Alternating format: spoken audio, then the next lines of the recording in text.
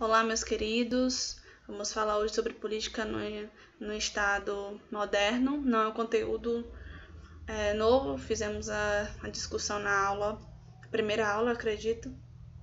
Acho que na segunda, enfim. E eu vou fazer a correção hoje para que alguma dúvida que tenha surgido possa ser tirada agora nesse momento. Eu espero, né? A gente viu nessa aula, no conteúdo, sobre Maquiavel, sobre Thomas Hobbes e sobre Rousseau. Então, as questões são sobre as teorias e os pensamentos desses teóricos, tá bom? Primeira questão. Qual a finalidade da política para Maquiavel?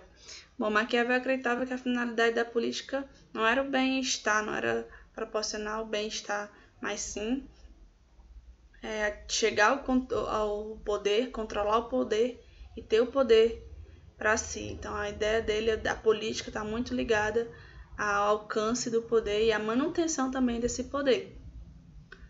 Segunda questão. Explica a origem da palavra maquiavélico. A palavra maquiavélico, como a gente sabe, não é um adjetivo, é um termo que a gente considera pejorativo pelo fato de ser ligado a ações não tão positivas, como o fato de pessoas atrelar pessoas que fazem de tudo para chegar ao poder, pessoas que são capazes de tudo. É ligada porque Maquiavel dizia a frase que os fins justificam os meios. Então, por esse motivo, também por essas falas, se cria o termo maquiavélico. Outra coisa também interessante, não é que a pessoa de Maquiavel tenha sido dessa forma, tenha agido dessa forma, mas é o fato que, de acordo com o que ele acreditava, e que estava ligado à política, aos poderes do rei, do monarca. Terceira, que qualidades deveria possuir um monarca na concepção de Maquiavel? Duas qualidades imprescindíveis: inteligência e força. Inteligência para quê? Para se chegar e alcançar o poder, e força para manter esse poder, para a manutenção desse poder. Tão importante como chegar ao poder era se manter no poder. Como Maquiavel via a questão de ética na política? Maquiavel defendia que a ética que o rei deveria ter deveria ser uma ética diferente do cidadão comum, porque, segundo ele, do rei seria exigido ações que não seriam exigidas de um cidadão comum. Uma ética com menos limites que a ética do cidadão. Por que Maquiavel os valores do governante não podem ser fixos? Porque, segundo ele, a dinâmica de um governo, de um monarca, a dinâmica de exigia várias situações. Em um momento o rei deveria ser generoso, outro em alguns momentos mais duro, mais sensível, mais rude, enfim. A dinâmica de um governo não exigiam ações fixas, valores fixos, mas sim mudança de valores que pudessem ser de acordo com a situação. De acordo com Maquiavel, o que o governante deveria fazer para se manter no poder? Fazer quase de tudo para se manter no poder. Usar de força, usar de violência, e se mentir fosse preciso, poderia mentir. Isso para manter no poder, para organizar o poder, e poderia ter essas atitudes. Por isso o termo maquiavélico, né? Sétima questão. Thomas Hobbes discute em seu livro O Leviatã. O quê?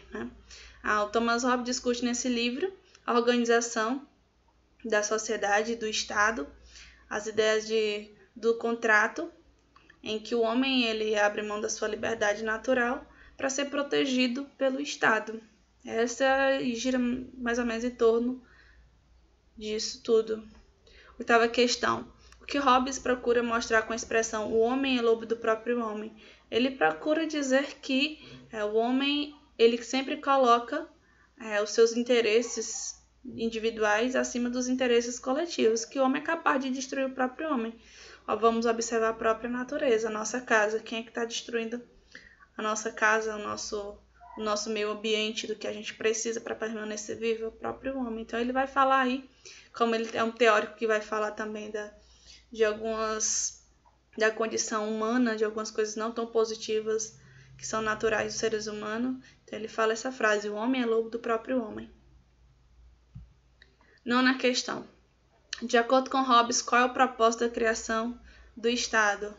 Então, o Estado existe para que haja paz, para que haja harmonia, para que as pessoas abram mão das suas liberdades e o Estado assuma essas liberdades para que elas não precisem entrar em conflitos, para que os seus interesses individuais se sobressaiam. Então, o Estado é uma forma de trazer paz e harmonia para os seres humanos.